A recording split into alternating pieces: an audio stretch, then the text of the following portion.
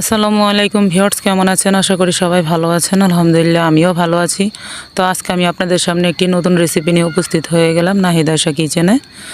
তো আপনারা যারা আমার চ্যানেলটিতে নতুন তারা আমার চ্যানেলটিকে সাবস্ক্রাইব করবেন আর পাশে থাকা বেল বাটনটি বাজিয়ে দিবেন নতুন নতুন ভিডিও পাওয়ার জন্য। আর আমার ভিডিওটি যদি ভালো লাগে তাহলে অবশ্যই একটি লাইক করে দিবেন। আর যারা ফেসবুক পেজ থেকে দেখছেন তারা আমার ফেসবুক পেজটিকে ফলো করবেন। তো এখানে আমি আজকে আপনাদেরকে তৈরি করে দেখাবো ক্যারামেল পুডিং। তো ক্যারামেল পুডিং আসলে পারফেক্টভাবে কীভাবে তৈরি করতে হয় আমি আপনাদেরকে A to Z এখানে সব কিছু বলে দেবো এবং দেখিয়ে দেব। তো আপনারা আমার চ্যানেলের পাশে থাকবেন ইনশাল্লাহ। তো আমি আর দেরি না করে আজকে এই রেসিপিটা তৈরি করার জন্য চলে যাচ্ছি। তো আপনারা আমার চ্যানেলের পাশে থাকবেন। তো এখানে আমি দেখতে পাচ্ছেন নিয়েছি 2টা ডিম আর নিয়েছি 1 লিটার গরুর দুধ। আর এখানে কিন্তু আমি একদম ফুল ক্রিম দুধটা নিয়েছি, এটা আমার অরিজিনাল গরুর দুধ। তো আর এখানে নিয়েছি ব্রয়লার মুরগির আমি 2টা ডিম। তো এই উপকরণগুলো দিয়েই কিন্তু আজকে আমি পুডিং রেসিপিটা তৈরি করব। তো এখানে আমি একটি ছোট হাঁড়ি নিয়ে নিলাম, সেই হাঁড়িতে আমি 1 লিটার দুধ দিয়ে দিলাম। এটাকে আমি জাল করে শুকিয়ে 1 পা তৈরি করে নেব। জাল করে শুকিয়ে 3 পাই শুকিয়ে নেব, 1 পা করে নেব। আসলে পুডিংয়ের সময় কিন্তু পুডিংটা যদি ঘন মিশ্রণটা হয় তাহলে কিন্তু খুবই ভালো হয় পুডিংটা, আর পুডিংটা কিন্তু খুবই মজাদার হয় খেতে। তো আমার দুধটা কিন্তু অলরেডি এখানে এমনিতেও খুব ঘন আছে, তারপরও আমি জাল করে আরও ঘন করে নেব। তো এখানে আমি 2টা এলাচ থেতো করে দিয়ে দিলাম যাতে করে সুন্দর একটি ঘ্রাণ আসে। অনেকে আছেন যে দুধের এবং ডিমের ঘ্রাণটা পছন্দ করেন না, তারা এই এলাচটা দিয়ে দিবেন। আর আপনারা এলাচের পরিবর্তে এখানে ভ্যানিলা এসেন্সও কিন্তু ব্যবহার করতে পারবেন। তো দুধটা কিন্তু আমার এখানে বলক চলে আসছে। তো এটাকে আমি এখন জাল করে শুধু শুকিয়ে নেব। আর আপনারা খেয়াল করবেন এখানে একবারের জন্য কিন্তু এখানে সর পড়তে দেওয়া যাবে না, অনবরত নাড়াচাড়া করতে হবে যতক্ষণ পর্যন্ত শুকিয়ে না যায়। তো এখানে কিন্তু দুধটা আমার অলরেডি শুকিয়ে আসছে। তো এখন এই পর্যায়ে আমি ছোট একটি গোল চামচ দেখতে পাচ্ছেন, এটার 1 চামচ এখানে চিনিটা দিয়ে দেব। আর আমি চিনিটা দিয়ে বেশিক্ষণ জাল করব না, মাত্র 2 থেকে 3 মিনিট জাল করব, শুধু চিনিটাকে গালিয়ে নিব। এখানে চিনিটা দিয়ে বেশিক্ষণ জাল করলে কিন্তু ক্রিমি একটা ভাব চলে আসবে। তো এর জন্য আমি জাস্ট চিনিটাকে একটু গালিয়ে নিচ্ছি এখানে। তো আপনারা চাইলে কিন্তু ডিমের সাথেও কিন্তু চিনিটা দিয়ে গালিয়ে নিতে পারবেন। তো আমি এখানে দিয়ে নিলাম একটু সহজ করার জন্য। তো চুলাটাকে এখন আমি অফ করে দিয়েছি। তো এখন আমি এটাকে শুধু ঠান্ডা করে নাড়াচাড়া করে ঠান্ডা করে নিব। এই যে দেখতে পাচ্ছেন খুব সুন্দর কিন্তু আমার এখানে 1 লিটার দুধ শুকিয়ে 1 পা হয়ে একদম শুকিয়ে আছে। আর এটা কিন্তু খুব সুন্দর ঘন হয়ে গেছে। তো আমি এখানে 250 গ্রাম করে নিয়েছি 1 কেজি দুধকে, দেখতে পাচ্ছেন। তো এটাকে যখন আপনারা এটা ঠান্ডা করবেন তখন যাতে সর না পড়ে অনবরত নাড়াচাড়া দিয়ে কিন্তু দুধটাকে ঠান্ডা করে নিতে হবে। তো এর ভিতরে আমি এখানে ক্যারামেলটা করে নেব। তো তার জন্য আমি সেই চামচেরই 1 চামচ দিয়ে দিলাম চিনি, আর এখানে দিয়ে দিলাম 2 টেবিল চামচ পরিমাণ পানি। পানিটা দিয়ে ক্যারামেলটা করলে ক্যারামেলটা খুব সুন্দর হয়, পুড়ে যায় না, আর তেতো তেতো ভাবও আসে না। সেই জন্য আমি সবসময় একটু পানি দিয়ে ক্যারামেলটা করে নেই। তো এই যে দেখতে পাচ্ছেন বলক চলে আসছে। এখন আমি এখানে নাড়াচাড়া দেব না, চিনিটা গলে গেছে। এখন শুধু জাস্ট এখানে লালচে লালচে কালার চলে আসবে।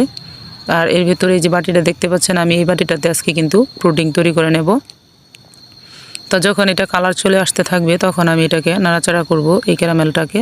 আর বাটিটার ভিতরটা দেখতে পারলেন কীরকম। এখানে আমি সিলভারের বাটি নিয়েছি, আপনারা চাইলে এখানেও স্টিলের বাটিও নিয়ে নিতে পারবেন। তো এই যে দেখতে পাচ্ছেন ক্যারামেলটা কিন্তু অলরেডি কালার আসতে শুরু করছে এই যে একটু একটু করে। তো এই পর্যায়ে আমি কিছুক্ষণ পর নাড়াচাড়া করে দেবো, এখনই নাড়াচাড়া করব না। তো ক্যারামেলের ক্ষেত্রে আপনারা সবসময় খেয়াল করবেন ক্যারামেলটার জন্য একদম চুলাটা লো আছে, ধীরে ধীরে হয়। আমি এখানে কিন্তু ধীরে ধীরে ক্যারামেলটা করে নিচ্ছি।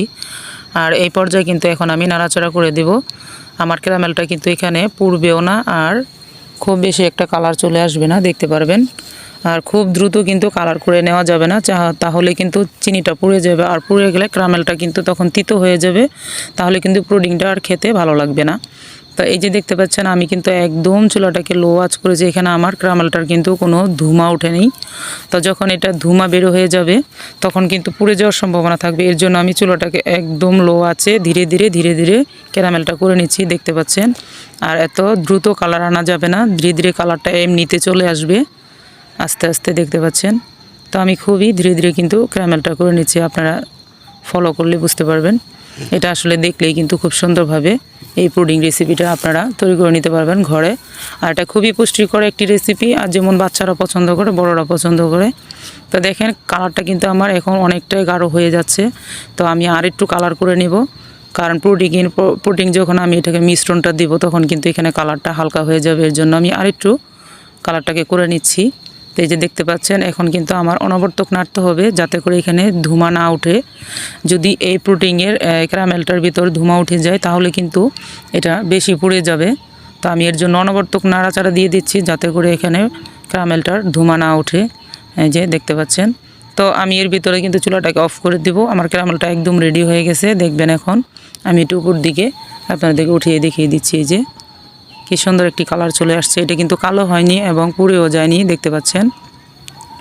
তো আমি আর কিছুক্ষণ নাড়াচাড়া করে চুলাটাকে অফ করে দিয়ে ক্যারামেলটাকে আমি বাটিতে সেট করে নিচ্ছি। এই যে একদম রেডি হয়ে গেল। আসলে ক্যারামেলটা এইভাবে আপনারা করে নেবেন। ক্যারামেলটা করা কোনো ব্যাপার না, একদম ইজি। তো এখন আমি বাটিতে ক্যারামেলটা ঢেলে দিচ্ছি। একটু গরম গরম ঢেলে দিতে হবে, যদি ঠান্ডা হয়ে যায় তাহলে কিন্তু এটা লেগে যাবে আর দ্রুত শুকিয়ে যাবে। এর জন্য খুব দ্রুতই কিন্তু বাটিতে একটু ছড়িয়ে দিতে হবে। তো আমি চতুর্পাশে এখন দ্রুত একটু ছড়িয়ে দিচ্ছি। এই যে দেখতে পাচ্ছেন। এখন আমি এটাকে এক সাইডে রেখে দেব একটু শক্ত হওয়ার জন্য। তো এর ভিতরে আমি ডিমটাকে এখানে ফেটে নেব। তো ডিম দুইটা আমি এখন ভেঙে নিচ্ছি একটা বাটিতে। তো এখন আমি একটি চামচের সাহায্যে 4 চামচের সাহায্যে কিন্তু এখানে ফেটিয়ে নিচ্ছি। আপনারা চাইলে কাঁটা চামচের সাহায্যে অথবা হ্যান্ড উইচের সাহায্যেও কিন্তু করে নিতে পারবেন, আর ইলেকট্রিক বিটার দিয়েও কিন্তু করে নিতে পারবেন। তো আমি 4 চামচ দিয়েই খুব সুন্দর করে এখানে ফেটে নিচ্ছি। 2 থেকে 3 মিনিট ফেটে নিলেই কিন্তু সুন্দরভাবে ফেটানো হয়ে যাবে। তো এই পর্যায়ে আমি দুধের মিশ্রণটা এখানে দিয়ে দিচ্ছি ডিমের ভিতর। আর দুধটা কিন্তু অলরেডি আমার খুব সুন্দর হয়ে শুকিয়ে গেছে। আর এখানে দেখতে পাচ্ছেন একটু সরও কিন্তু পড়েনি। আমি এভাবে নাড়াচাড়া করে দুধটাকে ঠান্ডা করে নিয়েছি। এখন আমি ডিম আর দুধের মিশ্রণটা একসাথে খুব সুন্দর করে মিশ করে নিচ্ছি, দেখতে পাচ্ছেন। তো এখানেও আমি 2-3 মিনিট একটু দুধ আর ডিম একসাথে ফেটিয়ে মিক্স করে নিচ্ছি। তো এখন আমার এই যে ক্যারামেলটা একদম সেট হয়ে গেছে, হাতে লেগে যাচ্ছে না, একদম শুকিয়ে গেছে। এখন এখানে আমি একটি সেকনি দিয়ে দেব। সেকনি দিয়ে যে পুডিংয়ের মিশ্রণটা আছে সেই মিশ্রণটাকে আমি এখানে সেকে নেব। দেখতে পাচ্ছেন এখানে সবসময় পুডিংয়ের মিশ্রণটাকে কিন্তু ছেঁকে নিতে হবে, না হলে পুডিংটা ফেটে যাবে। ডিমের যে একটা সাদা অংশ আছে, তারপর দুধের যে ঘন একটা আবরণ আছে, সেটা কিন্তু পুডিংয়ের ভিতর চলে গেলে পুডিংটা ফেটে যাওয়ার সম্ভাবনা বেশি থাকে। তো এই পর্যায়ে আমি এগুলো আর দিব না, এগুলাকে আমি ফেলে দেব। আর এই যে দেখতে পাচ্ছেন পুডিংটাকে একটু ঝাঁকিয়ে নিচ্ছি যাতে করে কোনো বাবলস ভিতরে না থাকে। তো এখন এরকম একটি ঢাকনা দিয়ে ঢেকে এখন আমি একটি স্ট্রেনার দিয়ে দিলাম। একটি সসপ্যান নিয়েছি আমি, আর স্ট্রেনার দিয়ে এখানে আমি বাটিটা বসিয়ে দেব। আর যে পরিমাণের আমার এখানে পুডিংয়ের মিশ্রণটা আছে বাটির, সেই পরিমাণ করে আমি এখানে পানি দিয়ে দিব। এর বেশি আমি এখানে পানি দিব না। তো আমি এখানে উষ্ণ গরম পানি দিয়ে দিচ্ছি। আপনারা চাইলে এখানেও ঠান্ডা পানিও ব্যবহার করতে পারবেন, কোনো সমস্যা নেই। তো এই তো হয়ে গেছে, আমি এর বেশি দিব না। আমি আঙ্গুল দিয়ে দেখিয়ে দিচ্ছি যে আমি যেই পর্যন্ত পুডিংয়ের মিশ্রণটা বাটির ভিতরে রেখেছি সেই পর্যন্ত পানিটা দিয়ে দিলাম। তো এখন আমি এটাকে সসপ্যানের ঢাকনা দিয়ে ঢেকে চুলাটাতে বসিয়ে দেব।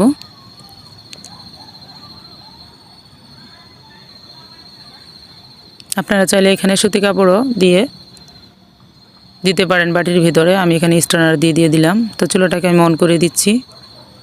তো চুলাটাকে আমি এখানে অন করে 20 মিনিট জাল করে নেব। 20 মিনিট পরে আমি চলে আসবো আবার। তো এর ভিতরে এই যে দেখতে পাচ্ছেন চুলাটাকে আমি অফ করে দিলাম।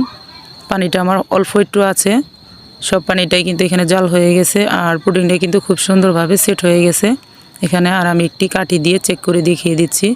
কাঠিটা কিন্তু একদম শুকনো আসছে, এটাতে কোনো লেগে নেই। তো এই পর্যায়ে আমার পুডিংটা হয়ে গেছে। এটাকে আমি ঠান্ডা করে তারপর ফ্রিজে রেখে দিব 1 থেকে 1.5 ঘন্টা। তো 1 থেকে 1.5 ঘন্টা পরে আমি চলে আসছি আবার। তো এখন আমি ফ্রিজ থেকে বের করে নিলাম। দেখতে পাচ্ছেন কত সুন্দরভাবে এটা কিন্তু সেট হয়ে গেছে। লাড়া দিলেও কিন্তু আর লড়ছে না, আর এটা কিন্তু কোনো হালকা পাতলা নড়াচড়াও করছে না, খুব সুন্দরভাবে বসে গেছে। তো আমি একটি ছুরির সাহায্যে সাইড দিয়ে কেটে নিচ্ছি, সাইডটা একটু ছাড়িয়ে নিচ্ছি এভাবে আলতো করে, দেখতে পাচ্ছেন ঘুরিয়ে ঘুরিয়ে। তাহলে পুডিংটা এমনিতেই কিন্তু প্লেটে চলে আসবে। তো এখন একটি প্লেট দিয়ে তারপর আমি উপর করে এই পুডিংটাকে প্লেটে ঢেলে নিচ্ছি।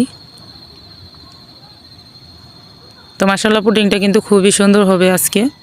এখানে একটু ঝাঁকি দিয়ে দিবেন, তাহলে প্লেটে পড়ে যাবে। এই যে দেখতে পাচ্ছেন এখানে কিন্তু আমার কোনো কাটাকাটি করা লাগে নাই, আর কিছুই করা লাগে নাই। আর খুব সুন্দরভাবে কিন্তু এই যেভাবে পুডিংটা একদম সেট হয়ে খুব সুন্দরভাবে হয়ে গেছে। আমি এই যে সাইডেরটাও আমি আপনাদেরকে দেখিয়ে দিচ্ছি, এই যে দেখতে পাচ্ছেন। তো খুবই সুন্দর হয়েছে। তো আপনারা বাসায় এইভাবে একবার হলো ট্রাই করবেন, খুবই ভালো লাগবে। তো আমি একটু কেটে দেখিয়ে দিচ্ছি কতটা সুন্দর হয়েছে। তো কাটার সময় আমার কোনটা একটু ভেঙে গেছিলো, কিন্তু এটা কিন্তু খুব সুন্দরভাবে হয়েছিল। আমার আসলে ওঠানোর সময় একটু চারি লেগেছে বেশি, এর জন্য ওটা ভেঙে গেছিলো মাথাটা। তো যাই হোক, আজকের ভিডিওটা যদি আপনাদের কাছে ভালো লাগে তাহলে আমার ভিডিওটিতে একটি লাইক করে দেবেন, চ্যানেলটিকে সাবস্ক্রাইব করবেন। আজ এই পর্যন্ত, আরও একদিন চলে আসবো নতুন কোনো একটি ভিডিও নিয়ে। ততক্ষণ পর্যন্ত সকলে ভালো থাকবেন। সকলকে জানাই অসংখ্য ধন্যবাদ।